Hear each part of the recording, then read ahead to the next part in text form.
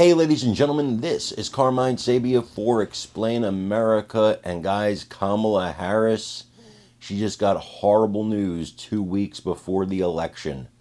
Before we get started, please make sure you like, comment, share, and subscribe.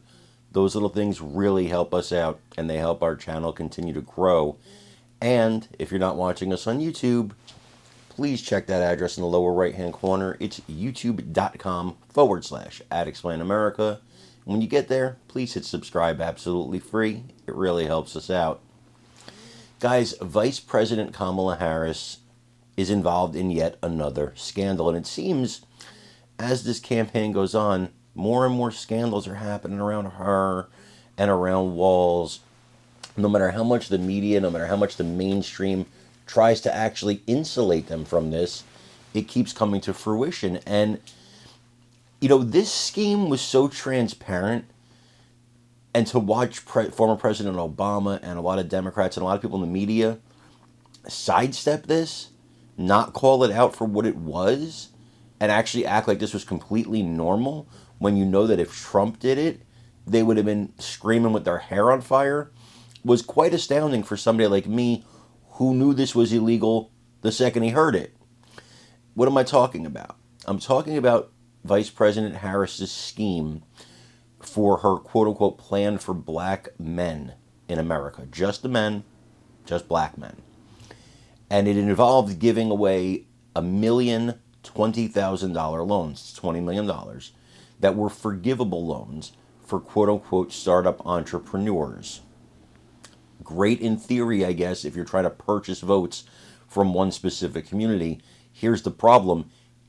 It's not constitutional. You can't do that. You can't have a plan of action that just enriches one group of people based on race or gender or any of that. You can't do it. And this was a blatant, pure, actual attempt to purchase votes. She may have just said, if you can prove you vote for me, I'll give you $20,000. She may have well just said that, because that's what it was. And to see her finally get called out about how unconstitutional it is justifying. And the fact that she's had to backtrack it and say, oh, no, it's open for everybody. Yeah, it's been fun to watch that backtrack. I want you to watch this and let me know what you think in the comments.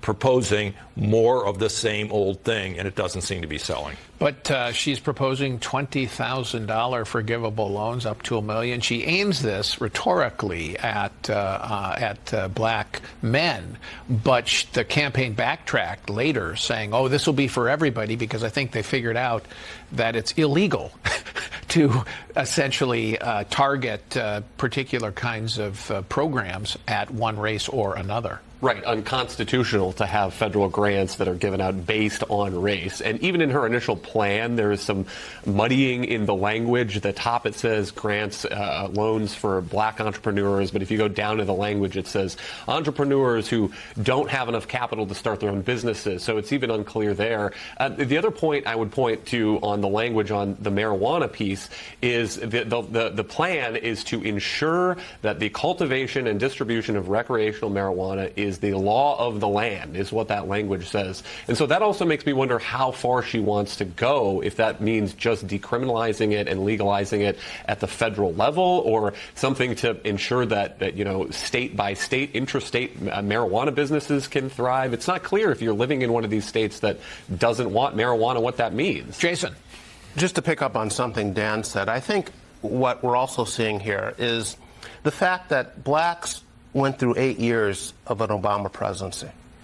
And what we could be seeing here with Kamala struggling with blacks this close to Election Day is that more black people have come to a realization that a black president per se is not going to be the answer to all the problems that ail the black underclass in this country. That she needs to sell them on more than just, I'm black like you, trust me. They need to hear more than that, and they're not hearing it. And I think that is one of the problems she has. But marijuana licenses aren't going to do it, Jason? I mean, marijuana smoking, and by the way, she should go visit Compton, where they don't want any marijuana dispensaries built in their communities, and they're not alone. All right.